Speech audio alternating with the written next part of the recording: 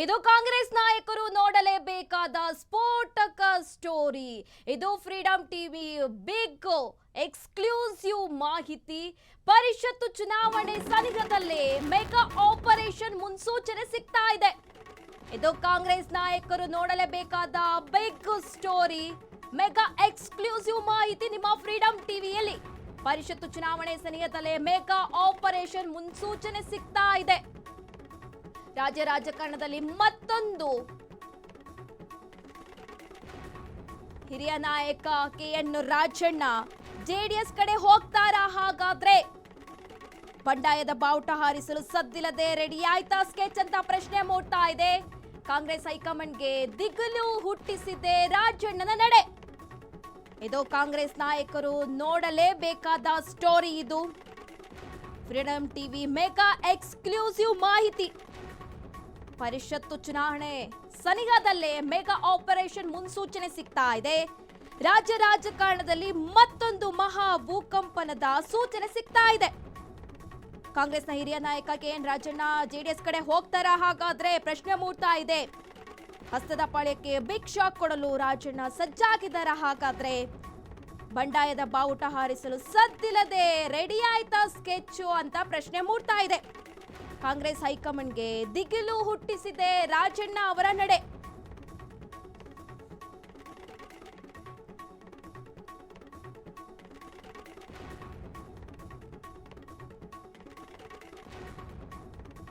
ಇದು ಕಾಂಗ್ರೆಸ್ ನಾಯಕರು ನೋಡಲೇಬೇಕಾದ ಸ್ಫೋಟಕ ಸ್ಟೋರಿ. ಇದು ರಾಜ್ಯ ರಾಜಕಾರಣದಲ್ಲಿ ಮತ್ತೊಂದು ಮಹಾ ಭೂಕಂಪದ ಸೂಚನೆ ಸಿಗ್ತಾ ಇದೆ. ಕಾಂಗ್ರೆಸ್ನ ಹಿರಿಯ ಶಾಸಕ, ಹಿರಿಯ ನಾಯಕ ಕೆಎನ್ ರಾಜಣ್ಣ ಜೆಡಿಎಸ್ ಕಡೆ ಹೋಗ್ತಾರಾ? ಕಾಂಗ್ರೆಸ್ ಹೈಕಮಾಂಡ್ಗೆ ದಿಗಿಲು ಹುಟ್ಟಿಸ್ತಾ ಇದೆ ರಾಜಣ್ಣ ಅವರ ನಡೆ. ಇದು ಕಾಂಗ್ರೆಸ್ ನಾಯಕರು ನೋಡಲೇಬೇಕಾದ ಸ್ಟೋರಿ ಯಾಕಿದೆ. ಇದು ಫ್ರೀಡಂ ಟಿವಿಯ ಮೆಗಾ ಎಕ್ಸ್ಕ್ಲೂಸಿವ್ ಮಾಹಿತಿ. ಜೆಡಿಎಸ್ಗೆ ಹೋಗ್ತಾರಾ? ಹಾಗಾದ್ರೆ ರಾಜಣ್ಣ ಪರಿಷತ್ತು ಚುನಾವಣೆ ಇದೆ ಗುರುವಾರ. ಈ ಸನಿಹದಲ್ಲೇ ಮೆಗಾ ಎಕ್ಸ್ಕ್ಲೂಸಿವ್ ಸುದ್ದಿ ಸಿಗ್ತಾ ಇರುವಂತಹದ್ದು. ಕಾಂಗ್ರೆಸ್ನ ಹಿರಿಯ ನಾಯಕ ಕೆಎನ್ ರಾಜಣ್ಣ ಜೆಡಿಎಸ್ ಕಡೆ ಹೋಗ್ತಾರಾ? ಹಾಗಾದ್ರೆ ಹಸ್ತಪಾಳ್ಯಕ್ಕೆ ಬಿಗ್ ಶಾಕ್ ಕೊಡಲು ಸಜ್ಜಾಗಿದ್ದಾರೆ ರಾಜಣ್ಣ ಅಂತ ಕೂಡ ಹೇಳಲಾಗ್ತಾ ಇದೆ. ಸಜ್ಜಾಗಿದ್ದಾರೆ ಅಂತ ಕೂಡ ಪ್ರಶ್ನೆ ಮೂಡ್ತಾ ಇದೆ. ಬಂಡಾಯದ ಬಾವುಟ ಹಾರಿಸಲು ಸ್ಕೆಚ್ ರೆಡಿ ಆಗಿದೆಯಾ? ಹಾಗಾದ್ರೆ ದಿಗಿಲು ಹುಟ್ಟಿಸ್ತಾ ಇದೆ. ರಾಜಣ್ಣ ಅವರು ಕಾಂಗ್ರೆಸ್ ಪಕ್ಷದಲ್ಲಿದ್ದಾಗ ಸಚಿವ ಸ್ಥಾನಕ್ಕೆ ರಾಜೀನಾಮೆ ಕೊಡುವ ಪರಿಸ್ಥಿತಿ ಬಂದಿತ್ತು. ರಾಹುಲ್ ಗಾಂಧಿ ವಿರುದ್ಧ ಮತಗಳ್ಳತನ ಆರೋಪ ಇತ್ತು. ಈ ಸಂದರ್ಭದಲ್ಲಿ ಪಕ್ಷದ ವಿರುದ್ಧವಾಗಿ ಹೇಳಿಕೆ ಕೊಟ್ಟಿದ್ರು. ಈಗ ಮತ್ತೆ ಬಂಡಾಯದ ಬಾವುಟ ಹಾರಿಸಲು ಕೆಎನ್ ರಾಜಣ್ಣ ಸಜ್ಜಾಗಿದ್ದಾರಾ, ಪ್ಲಾನ್ ಮಾಡ್ಕೊಂಡಿದ್ದಾರಾ ಅಂತ ಪ್ರಶ್ನೆ ಮೂಡ್ತಾ ಇದೆ. ಯಾಕೆಂದ್ರೆ ಕೆಎನ್ ರಾಜಣ್ಣ ಜೆಡಿಎಸ್ ಕಡೆಗೆ ಹೋಗ್ತಾರೆ ಅಂತ ಹೇಳಲಾಗ್ತಾ ಇದೆ. ಪ್ರಶ್ನೆ ಉದ್ಭವ ಆಗ್ತಾ ಇದೆ. ಇನ್ನೇನು ಗುರುವಾರ ಪರಿಷತ್ತು ಚುನಾವಣೆ ಇದೆ, ಅದ್ರ ಸರ್ಕಸ್ ಕೂಡ ನಡೀತಾ ಇದೆ, ಸಂಪುಟ ಸರ್ಕಸ್ ಕೂಡ ನಡೀತಾ ಇದೆ. ಇದರ ಮಧ್ಯೆ ಕಾಂಗ್ರೆಸ್ನ ಹಿರಿಯ ನಾಯಕ ಪಕ್ಷಕ್ಕಾಗಿ ದುಡಿದಿದ್ದಾರೆ, ಪಕ್ಷಕ್ಕಾಗಿ ಕೆಲಸ ಮಾಡಿದ್ದಾರೆ. ಈಗ ಇವರು ಜೆಡಿಎಸ್ಗೆ ಹೋಗ್ತಾರೆ ಅಂತ ಹೇಳಲಾಗ್ತಾ ಇದೆ. ಇದು ನಮ್ಮ ಫ್ರೀಡಂ ಟಿವಿಗೆ ಬಂದಿರುವಂತಹ ಎಕ್ಸ್ಕ್ಲೂಸಿವ್ ಮಾಹಿತಿ. ಹಾಗಾಗಿ ತೆರೆಮರೆಯಲ್ಲಿ ನಡೀತಾ ಇದೆ ಹೈ ವೋಲ್ಟೇಜ್ ಆಪರೇಷನ್. ರೇವಣ್ಣ ಧೂತ ರಹಸ್ಯ ಮಾತುಕತೆ ಸಕ್ಸಸ್ ಆಯ್ತಾ? ಹಾಗಾದ್ರೆ ಜೆಡಿಎಸ್ ನಾಯಕ ಎಚ್.ಡಿ. ರೇವಣ್ಣ ಮೂಲಕ ಸಂಧಾನ ನಡೀತಾ ಅಂತ ಪ್ರಶ್ನೆ ಮೂಡ್ತಾ ಇರುವಂತಹದ್ದು. ರೇವಣ್ಣ ಹಾಗೂ ರಾಜಣ್ಣ ನಡುವೆ ಸದ್ದಿಲ್ಲದೆ ಡೀಲ್ ನಡೀತಾ ಇದೆಯಾ? ಈ ರೀತಿಯಾಗಿ ಪ್ರಶ್ನೆ ಮೂಡ್ತಾ ಇದೆ.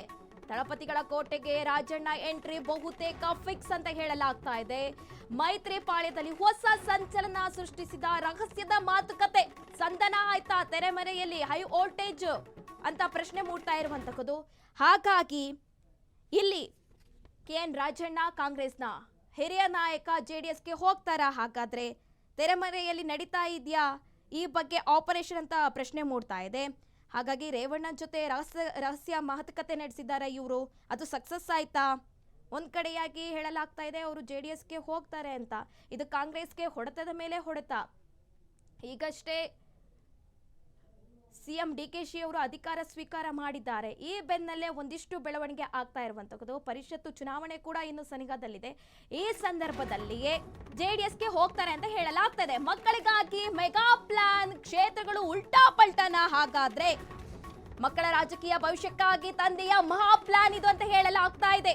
ಗುಬ್ಬಿ ಕ್ಷೇತ್ರದಲ್ಲಿ ರಾಜಣ್ಣ ಮಗಳು ರಶ್ಮಿ ಕಣಕ್ಕಿಳಿತಾರ? ಹಾಗಾದ್ರೆ ಜೆಡಿಎಸ್ ಟಿಕೆಟ್ ನಿಂದ ರಶ್ಮಿ ಸ್ಪರ್ಧೆ ಬಹುತೇಕ ಖಚಿತ ಅಂತ ಹೇಳಲಾಗ್ತಾ ಇದೆ. ಹಾಗೆ ರಾಜಣ್ಣನಿಗೂ ಸಿದ್ಧವಾಗ್ತಾ ಇದೆ ಭದ್ರಕೋಟೆ ಅಂತ ಕೂಡ ಹೇಳಲಾಗ್ತಾ ಇದೆ. ಶಿರಾ ಅಥವಾ ಮಧುಗಿರಿ ಕ್ಷೇತ್ರದಿಂದ ರಾಜೇಂದ್ರ ಕಣಕ್ಕೆ ಇಳುವ ಎಲ್ಲಾ ಸಾಧ್ಯತೆ ಇದೆ. ಮಕ್ಕಳಿಗಾಗಿ ಪಕ್ಷಾಂತರಕ್ಕಾಗಿ ರಾಜಣ್ಣನವರ ಮಗ ರಾಜೇಂದ್ರ ಅವರ ಸ್ಪರ್ಧೆ ಕೂಡ ಬಹುತೇಕ ಫಿಕ್ಸ್ ಅಂತ ಹೇಳಲಾಗ್ತಾ ಇದೆ. ಮಕ್ಕಳಿಗಾಗಿ ಹಾಗಾದ್ರೆ ಇಲ್ಲಿ KN ರಾಜಣ್ಣ ಮೆಗಾ ಪ್ಲಾನ್ ಮಾಡಿದ್ರ ಅಂತ ಪ್ರಶ್ನೆ ಮೂಡ್ತಾ ಇರುವಂತದ್ದು. ಮಕ್ಕಳ ರಾಜಕೀಯ ಭವಿಷ್ಯಕ್ಕಾಗಿ ಮಹಾ ಪ್ಲಾನ್ ಮಾಡ್ತಾ ಇದ್ದಾರಾ? ಕಾಂಗ್ರೆಸ್ ಅಲ್ಲಿ ಇದ್ರೆ ಇನ್ನಾಗೋದಿಲ್ಲ, ಮಕ್ಕಳ ಭವಿಷ್ಯ ಇಂಪಾರ್ಟೆಂಟು ಅಂತ ಜೆಡಿಎಸ್ಗೆ ಹಾರುವ ಪ್ಲಾನ್ ಮಾಡಿದ್ದಾರಾ KN ರಾಜಣ್ಣ ಅಂತ ಪ್ರಶ್ನೆ ಮೂಡ್ತಾ ಇರುವಂತದ್ದು. ರಾಜಣ್ಣ ತುಮಕೂರು ಲೋಕಸಭೆಗೆ ಜಂಟಿ ಅಭ್ಯರ್ಥಿ. ಇದು ಕೇವಲ ವಿಧಾನಸಭಾ ಚುನಾವಣೆಯ ಲೆಕ್ಕಾಚಾರ ಅಲ್ಲ. ತುಮಕೂರು ವಿಧಾನಸಭಾ ಕ್ಷೇತ್ರಕ್ಕೆ ರಾಜಣ್ಣ ಅಸ್ತ್ರ ಬೀಸ್ತಾ ಇದ್ದಾರಾ? ಹಾಗಾದ್ರೆ ಬಿಜೆಪಿ ಜೆಡಿಎಸ್ ಜಂಟಿ ಅಭ್ಯರ್ಥಿ ಆಗ್ತಾರಾ KN ರಾಜಣ್ಣ ಅಂತ ಪ್ರಶ್ನೆ ಮೂಡ್ತಾ ಇದೆ. ಕಾಂಗ್ರೆಸ್ಗೆ ತುಮಕೂರಿನಲ್ಲಿಯೇ ಚೆಕ್ಮೇಟ್ ನೀಡಲು ಮೈತ್ರಿ ಹಾಗಾದ್ರೆ ಸ್ಕೆಚ್ ಆಗ್ತಾ ಇದೆಯಾ? ರಾಜಣ್ಣನ ನಡೆ ಬಗ್ಗೆ ಈಗ ಇಡೀ ಕರ್ನಾಟಕದಲ್ಲಿ ರಾಜಕೀಯದಲ್ಲಿ ಸಂಚಲನ ಸೃಷ್ಟಿಯಾಗ್ತಾ ಇದೆ. ರಾಜಣ್ಣ ತುಮಕೂರು ಲೋಕಸಭೆಗೆ ಜಂಟಿ ಅಭ್ಯರ್ಥಿನ ಅಂತ ಪ್ರಶ್ನೆ ಮೂಡ್ತಾ ಇರುವಂತಹದ್ದು. ಹಸ್ತಪಾಳಿಕೆ ಬಿಗ್ ಶಾಕ್ ಕೊಡಲು ರಾಜಣ್ಣ ಸಜ್ಜಾಗಿದ್ದಾರಾ? ಮೆಗಾ ಪ್ಲಾನ್ ಮಾಡ್ತಾ ಇದ್ದಾರಾ? ಮಕ್ಕಳ ಭವಿಷ್ಯಕ್ಕಾಗಿ ಮೆಗಾ ಪ್ಲಾನ್ ಮಾಡ್ತಾ ಇದ್ದಾರಾ ಅಂತ ಪ್ರಶ್ನೆ ಹುಡ್ಕೊಳ್ತಾ ಇದೆ.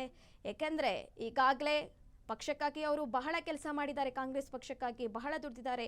ಹಿರಿಯರು ಅವರು, ಮಕ್ಕಳ ಭವಿಷ್ಯ ಕೂಡ ಅವರಿಗೆ ಇಂಪಾರ್ಟೆಂಟ್ ಆಗುತ್ತೆ ಮುಂದಿನ ದಿನಗಳಲ್ಲಿ. ಹಾಗಾಗಿ ಅವರ ಮಗಳು ರಶ್ಮಿ ಹಾಗೆ ಮಗ ರಾಜೇಂದ್ರನ ಭವಿಷ್ಯಕ್ಕಾಗಿ ರಾಜಣ್ಣ ಅವರು ಇಲ್ಲಿ ಪ್ಲಾನ್ ಚೇಂಜ್ ಮಾಡ್ತಾ ಇದ್ದಾರಾ? ಸ್ಕೆಚ್ ಹಾಕಿದ್ದಾರಾ? ಆಪರೇಷನ್ ಜೆಡಿಎಸ್ ಕಡೆಗೆ ಹೋಗುವ ಎಲ್ಲ ಸಾಧ್ಯತೆ ಇದೆಯಾ ಅಂತ ಪ್ರಶ್ನೆ ಮೂಡ್ತಾ ಇರುವಂತದ್ದು. ಈಗಾಗಲೇ ರಹಸ್ಯದ ಮಾತುಕತೆ ನಡೆಸಿದ್ದಾರೆ ಅಂತ ಕೂಡ ಹೇಳಲಾಗ್ತಾ ಇದೆ. ಅದು ಸಫಲವಾಗಿದೆಯಾ ವಿಫಲವಾಗಿದೆಯಾ ಇನ್ನೂ ಗೊತ್ತಿಲ್ಲ. ಆದ್ರೆ ಜೆಡಿಎಸ್ಗೆ ಎಲ್ಲ ಹೋಗುವ ಸಾಧ್ಯತೆ ಇದೆ ಅಂತ ಕೂಡ ಹೇಳಲಾಗ್ತಾ ಇದೆ. ಹಾಗಾಗಿ ಒಂದಿಷ್ಟು ಪ್ರಶ್ನೆಗಳು ಹುಡ್ಕೊಳ್ತಾ ಇರುವಂತದ್ದು. ಕಾಂಗ್ರೆಸ್ಗೆ ಇದು ದೊಡ್ಡ ಹೊಡೆತ ಆಗುತ್ತೆ. ಈಗಾಗಲೇ ಒಂದಿಷ್ಟು ಕಾಂಗ್ರೆಸ್ನಲ್ಲಿ ಎಲ್ಲ ಸರಿ ಇಲ್ಲ ಅನ್ನೋ ಮಾತುಗಳ ಅವಾಗಿನಿಂದನೂ ಕೇಳಿ ಬರ್ತಾ ಇರುವಂತದ್ದು. ಈಗಾಗಲೇ ಸಂಪುಟ ಸರ್ಕಸ್ ನಡೀತಾ ಇದೆ, ಸನಿಹದಲ್ಲೇ ಪರಿಷತ್ತು ಚುನಾವಣೆ ಇದೆ. ಈ ಮಧ್ಯೆ ರಾಜಣ್ಣ ಅವರು ಜೆಡಿಎಸ್ ಕಡೆಗೆ ಹೊರಟ್ರೆ ಬಹಳ ದೊಡ್ಡ ತಲೆನೋವಾಗಿ ಪರಿಣಮಿಸುತ್ತದೆ.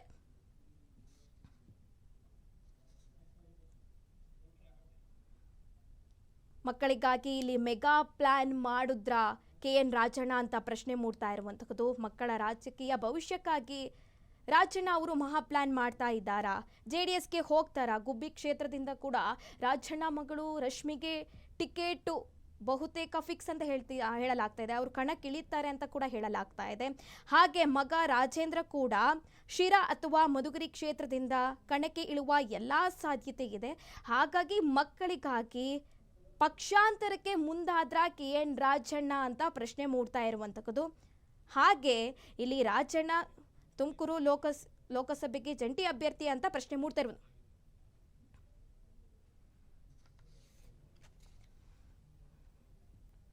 ಈ ಬಗ್ಗೆ ಹೆಚ್ಚಿನ ಡೀಟೇಲ್ಸ್ ಕೊಡ್ತಾರೆ ನಮ್ಮ ಪ್ರತಿನಿಧಿ ಮಾರುತಿ ಅವರು. ಮಾರುತಿ, ಒಂದ್ ರೀತಿಯಾಗಿ ಬಹಳ ಪ್ರಶ್ನೆ ಮೂಡ್ತಾ ಇದೆ. ಯಾಕೆ ಅಂದ್ರೆ ಈಗಾಗಲೇ ಸಂಪುಟ ಸರ್ಕಸ್ ನಡೀತಾ ಇದೆ, ಪರಿಷತ್ತು ಚುನಾವಣೆ ಸನಿಹದಲ್ಲಿದೆ. ಈ ಸಂದರ್ಭದಲ್ಲಿಯೇ ಒಂದು ಎಕ್ಸ್ಕ್ಲೂಸಿವ್ ಮಾಹಿತಿ ನಮಗೆ ಸಿಕ್ಕಿರುವಂತದ್ದು. KN ರಾಜಣ್ಣ ಜೆಡಿಎಸ್ ಕಡೆಗೆ ಹೋಗ್ತಾರಾ ಅಂತ ಪ್ರಶ್ನೆ ಮೂಡ್ತಾ ಇದೆ. ಏನೆಲ್ಲ ಅಪ್ಡೇಟ್ಸ್ ಇದೆ ಮಾರುತಿ? ಸುರಭಿ, ಏನು ಅವರು ಸಚಿವ ಸ್ಥಾನ ಕಳೆದುಕೊಂಡಾಗಿಂದಲೂ ಕೂಡ ಇದರ ಬಗ್ಗೆ ಸಂಪೂರ್ಣವಾಗಿ ಚರ್ಚೆ ಆಗ್ತಾ ಇರೋಂಥದ್ದು. ಪ್ರಮುಖವಾಗಿ ಅವರು ಈ ಹಿಂದೆ ಕೂಡ JDSನಲ್ಲೇ ಇದ್ದಂಥವ್ರು ಈಗ JDSಗೆ ಹೋಗ್ತಾರೆ ಎಂಬ ಚರ್ಚೆ ಕೂಡ ದೊಡ್ಡ ಮಟ್ಟದಲ್ಲಿರುವಂಥದ್ದು. ಪ್ರಮುಖವಾಗಿ ಸಾಕಷ್ಟು ಕಾರಣಗಳು ರಾಜಣ್ಣವ್ರಿಗೂ ಇರುವಂಥದ್ದು. ಯಾಕೆಂದರೆ ರಾಜಣ್ಣವರು ಈ ಹಿಂದೆ ಸಚಿವರಾಗಿದ್ದರು. ಅವರು ಕೆಲವೊಂದು ಹೈಕಮಾಂಡ್ ನಾಯಕರ ವಿರುದ್ಧ ಹೇಳಿಕೆ ಕೊಟ್ಟರು ಅನ್ನೋ ಕಾರಣದಿಂದ ಅವರು ಸಚಿವ ಸಂಪುಟದಿಂದ ಕೈ ಬಿಡಲಾಯಿತು.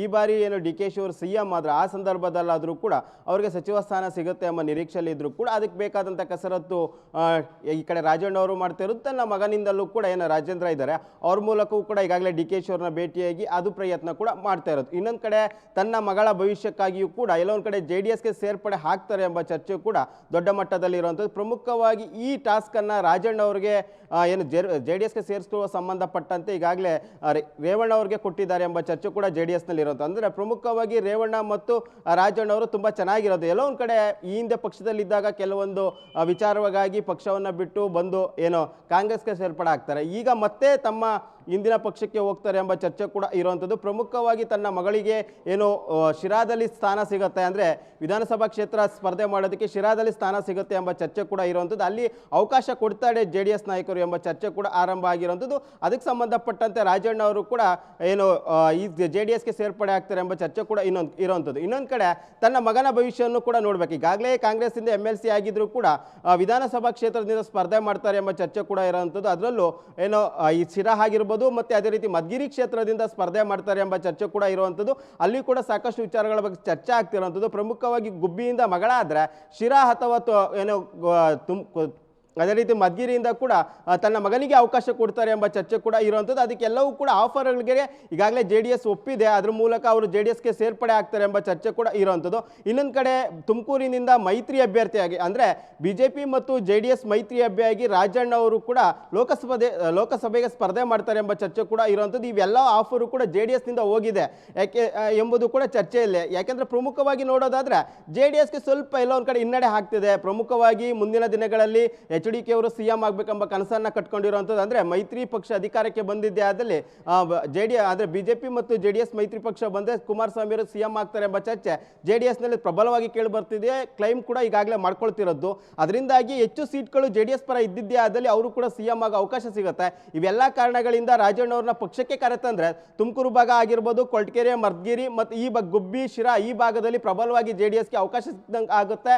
ಮತ್ತು ಹಿಂದೆ ಏನು ಕೊರಟಗೆರೆಯಿಂದ ಕೂಡ ಏನು ರಾಜಣ್ಣ ಅವರು ಗೆದ್ದಿದ್ರು, ಈಗ ತುಮಕೂರಿಂದ ಮಧುಗಿರಿಯಿಂದಲೂ ಕೂಡ ಗೆದ್ದಿರೋಂಥ ಅಭ್ಯರ್ಥಿ ಆಗಿರೋದ್ರಿಂದ ಎಲ್ಲ ಸೀಟ್ಗಳು ಕೂಡ ಎಲ್ಲ ಒಂದು ಕಡೆ JDSಗೆ ಕನ್ವರ್ಟ್ ಆಗುತ್ತೆ. ಅದರಿಂದ ನಮ್ಮ ಕ್ಷೇತ್ರ ಕೂಡ ಹೆಚ್ಚಾಗ್ತವೆ ಎಂಬ ನಿರೀಕ್ಷೆಯಲ್ಲಿ ಇರುವಂಥದ್ದು. ಇದರಿಂದಾಗಿ ತನ್ನ ಮಗಳ ಮತ್ತು ಮಗನ ರಾಜಕೀಯ ಭವಿಷ್ಯಕ್ಕಾಗಿರ್ಬೋದು ಮತ್ತು ತಮ್ಮ ಸಚಿವ ಸ್ಥಾನ ಸಿಕ್ಕಿಲ್ಲ ಎಂಬ ಅಳಲು ಕೂಡ ಎಲ್ಲ ಒಂದು ಕಡೆ ರಾಜಣ್ಣರಿಗಿದೆ. ಈಗಾಗಲೇ ಸಾಕಷ್ಟು ಪ್ರಯತ್ನಗಳನ್ನು ಮಾಡ್ತಿದ್ದಾರೆ. ಅಂದರೆ ಹೈಕಮಾಂಡ್ ನಾಯಕರನ್ನ ಭೇಟಿಯಾಗುವಂಥದ್ದಾಗ, ಅಂದರೆ ತನ್ನ ಮಗ ರಾಜೇಂದ್ರ ಅವರು ಕೂಡ ವೇಣುಗೋಪಾಲ್ನ ಭೇಟಿಯಾಗಿ ಸಚಿವ ಸ್ಥಾನದ ಬಗ್ಗೆ ಚರ್ಚೆ ಮಾಡಿದ್ದಾರೆ. ಇನ್ನೊಂದು ಕಡೆ ರಾಜೇಂದ್ರ ಅವರು DKಶಿ ಅವ್ರನ್ನ ಭೇಟಿಯಾಗಿ ಸಚಿವ ಸ್ಥಾನದ ಬಗ್ಗೆ ಚರ್ಚೆ ಮಾಡಿದ್ದಾರೆ. ಒಂದು ವೇಳೆ ಸಚಿವ ಸ್ಥಾನ ಕಾಂಗ್ರೆಸ್ಸಿಂದ ಸಿಗದಿದ್ದರೆ ಮುಂದಿನ ಲೋಕಸಭಾ ಚುನಾವಣೆ ಅಥವಾ ವಿಧಾನಸಭಾ ಚುನಾವಣೆ ಸಂದರ್ಭದಲ್ಲಿ JDSಗೆ ಹೋಗೋ ಸಾಧ್ಯತೆ ಇರುವಂಥದ್ದು. ಇದರಿಂದ ಕಾಂಗ್ರೆಸ್ನಲ್ಲೂ ಕೂಡ ಟೆನ್ಷನ್ ಶುರುವಾಗಿರೋದು. ಯಾಕೆಂದರೆ ಒಂದು ವೇಳೆ ರಾಜಣ್ಣ ಕೊಟ್ಟರೆ ಸಾಕಷ್ಟು ಹಿರಿಯ ನಾಯಕರಿಗೂ ಕೊಡಬೇಕಾಗತ್ತೆ. ಮತ್ತು ಅವರು ಪಕ್ಷದ ನಾಯಕರ ವಿರುದ್ಧ ಹೇಳಿಕೆ ಕೊಟ್ಟು ಅವರ ಸಚಿವ ಸ್ಥಾನದಿಂದ ಕೆಳಗಿಳಿಸಿರುವಂಥದ್ದು.